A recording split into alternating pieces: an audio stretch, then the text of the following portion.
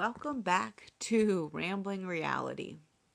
I actually had a completely different plan for this podcast episode, but I kind of am going to change it.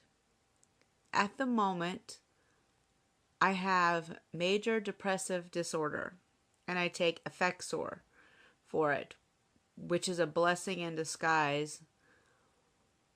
But before I got any help, I actually stayed alive because the kittens kept me alive. Let me rewind a little bit. Around the beginning of the summer, say April, May, so mid-May, I was very seriously looking at killing myself. I mean, I had done the research, I was finding the best option, the whole nine. The only thing that kept me alive was the fact that I started fostering the stray kittens outside. That's how the Kitten Crusaders came to be. I told Becca my friend Becca, who's following, hi. I told her that I would talk about the kittens, and so I will. Sometimes there'll be good conversations, sometimes not so much, and this is a pretty serious one. In short, I decided to start taking care of the kittens before the local animal control picked them up. Kitten season, stray ferals all over the place. We know what would have probably happened to the kittens just because there's too many. First, I started out with one of the local strays, 3. She brought them to us when they were a week old, and they were Grim, short for Gremlin, Fozzie, short for Fozzie Bear, and Blue. Now, interestingly enough, Blue was actually blue and white, and the other 2 were all blue. Grim was a carbon copy of her mom. Well, she had those. Smokey did. And then Peanut, another stray, had 4. There were Pinky, Blinky, Stinky, and Clyde. Yeah, Pac-Man fans, you'll probably figure out where that went. Unfortunately, Clyde went missing. So I brought the 3 in when they were about a month old, and I took care of them. And finally, along the way, my eldest cat, Z, his mom had, again, another stray again, Mama Kitty, had another set of kittens. And so I managed to snag Fireball and Finnick. It was raining really hard during that part of the year, and she was putting them in my car engine, and that scared me and it worried me greatly. So I took them in. I had Smokey's kittens, Peanut's kittens, and Mama Kitty's kittens. So we had, in order, we had Grim, Fozzie, Blue, Stinky, Blinky, Pinky, and then we had Fireball and Finnick. Lots of kittens. That doesn't count the 3 adult cats we have in the house, including Z. There's also Pepper and Patches. Pepper and Patches are my roommate's cats. Z is mine, but he never sleeps with me or does anything with me, so I think he's actually turning into my roommate's cat. Anyway, so during all this time, I had a really hard time not wanting to commit suicide. And excuse me for the burping, but apparently it's just my day for it. Anyway, so had the kittens. They literally kept me from going crazy because I saw them, saw how my reactions were, saw that I was looking up ways to kill myself. I mean, I had listed out, well, this won't work, this will. I was doing the whole 9 yards. And that was scary to me. And the next day I went and I got help. But I wouldn't have gotten that far without my Kitten Crusaders. So fast forward to 3 months of absolute joy and love. And oh my God, I was so in love with all these kittens. Well, a couple weeks ago, Grim, who was mine, by the way, like she had bonded with me, she would meow, meow, meow all day long. She got sick and she passed away in my arms at 2:30, well, 2:45 in the morning. And 15 hours later, so did Fozzie. 2 days later, Stinker, which was short for Stinktarin, because, German fiance, she died. A week later, Blue did. Still don't know what killed them because I have very limited resources and vet visits are just not in my game plan right now. I'm doing the best I can to get a different job. Losing Grim spiraled me back into a very deep, deep depression. To explain, I had been around Grim since she was a week old. I named her. I named her in Fozzie. I named Stinker. Grim was, she was so expressive. I've got pictures of her sitting in between my legs on the computer trying to type. She knew how to make the screen on my tablet move. She knew how to make everything go. Gremlin named for a reason. When she was little, she slept in a lawnmower bag when she was outside before I brought her in.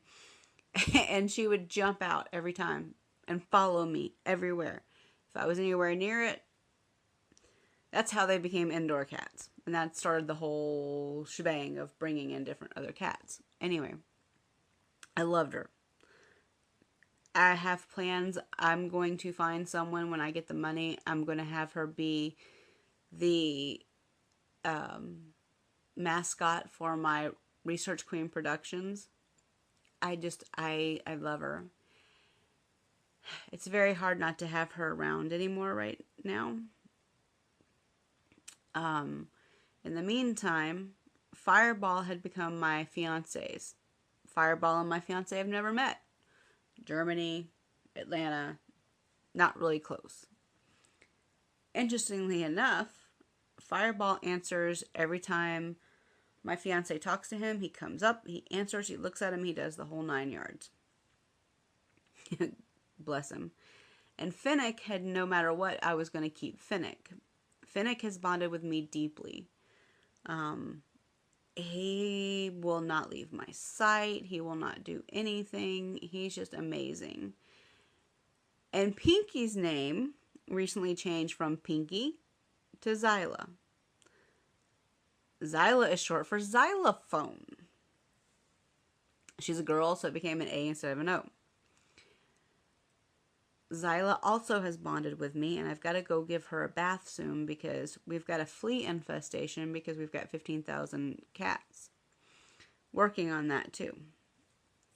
But the basic idea is these three are keeping me here. And Binky, which is Blinky, is now my roommate's cat because she and Pepper share the same dad. Different litters, different moms, whatever, it doesn't matter. They share the same dad. You can look at them and tell they're puppies. They're the reason that I'm here right now. My love of my fiance knows no bounds. Sven knows I love him more than life itself. He also knows that there are times when I'm empty inside, that I reach that point where I have no spoons and no reserves left. In those times, the kittens are the reason that I have them. That's why I call them the Kitten Crusaders. It's a benediction of love because they're forever getting in stuff. They're forever finding things. I'm creating stuff for them all the time, and they love it. Depression is hard. Oh my God, is it hard? It makes me want to cry on the regular. I do cry. I've never been a crier, but it's been very hard. And mental health, especially in America, has become either a bullet point for politicians to attack someone, or to say there's so many we don't need care. We do. I'm very lucky that I have the access to my drugs and at a rate that I can afford. But before that, I never did. It's hard. And sometimes my podcast may be happy because I'm a happy person, generally speaking.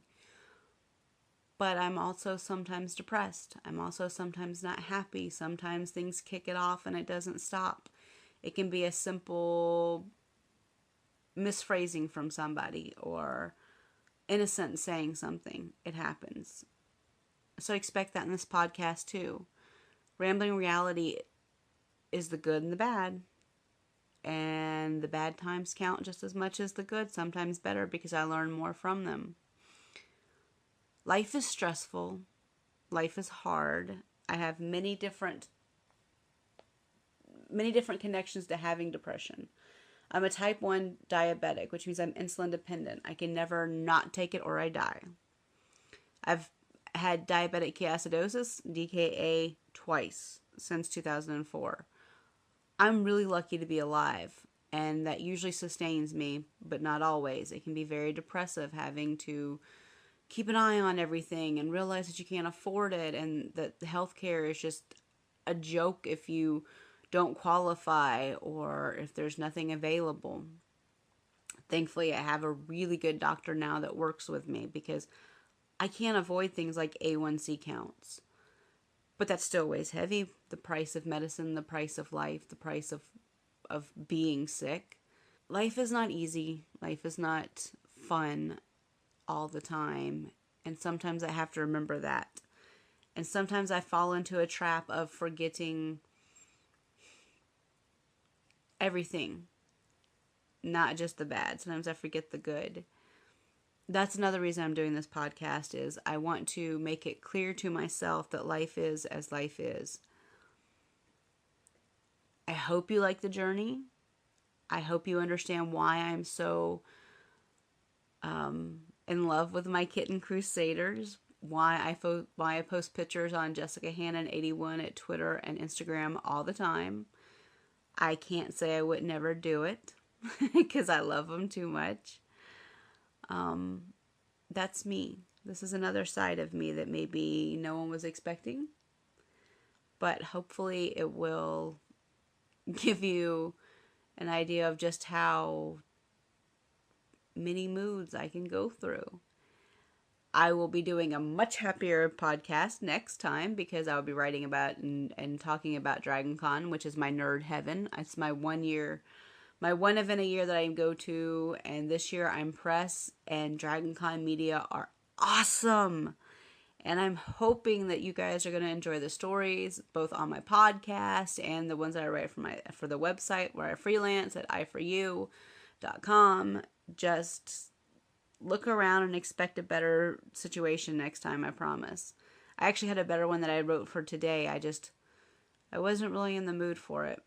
Maybe if you're lucky, I'll have someone show up because it's Dragon Con and all my friends are nerd out together because that's what we do. We nerd. I will talk to you guys later. Enjoy the very long, very boring ramble about why I have depression. But if you have depression, know you're never alone and you will never, ever, ever find any kind of condemnation from me. Thanks. Bye, guys.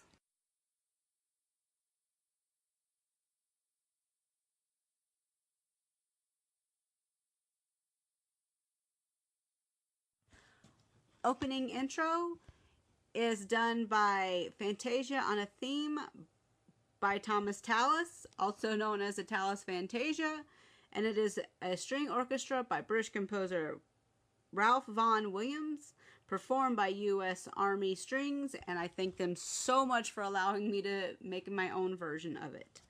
Thank you guys.